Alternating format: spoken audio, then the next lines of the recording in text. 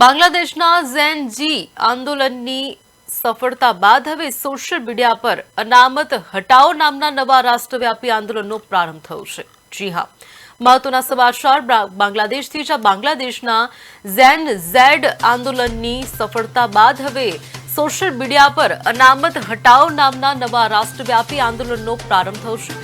Social media platform પર શરૂ થયેલ આ અભિયાનને અભૂતપૂર્વ પ્રતિસાદ મળી રહ્યો છે, જેમાં માત્ર 24 કલાકમાં કોક્રોચ પાર્ટી કરતા પણ બમણાથી વધુ ફોલોવર્સ જોડાઈ ચૂક્યા છે। દેશભરમાં અનામત નાબૂદી અંગે ચાલતી આ ડિજિટલ ઝુંબેશ હવે ગુજરાતના રાજકારણમાં પણ ચર્ચાનો વિષય બની છે। આ અંગે પાટીદાર આંદોલનના અગ્રણી વરુણ પટેલે પ્રતિક્રિયા આપતા જણાવ્યું હતું કે પાટીદાર અનામત આંદોલન બાદ આ બીજું સૌથી સફળ આંદોલન સાબિત થઈ રહ્યું છે। તેમણે ઉમેર્યું કે ગુજરાતના પાટીદાર અગ્રણીઓને અન્ય બિન અનામત વર્ગના નેતાઓ સાથે આ અંગે ગંભીર ચર્ચા વિચારણા કરવામાં આવશે।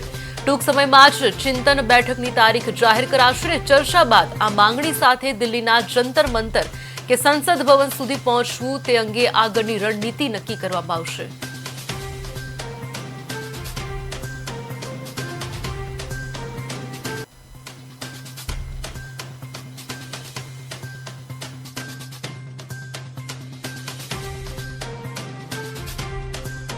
કે શું કરવું એ આવનારા દિવસોમાં તમને કહીશું। પાટીદાર અનામત આંદોલન પર જે આના હિસાબે શરૂ કર્યું હતું કે અનામત હટાવો અને આ જે સોશિયલ મીડિયા પર શરૂ થયું પાટીદાર અનામત કેટલો સપોર્ટ કરશે આને? જો પાટીદાર અનામત આંદોલન એ ભારતના ઇતિહાસનું પહેલું સૌથી સફળ આંદોલન હતું કે 100% માંગણીઓ એમાં પૂર્ણ થઈ હતી।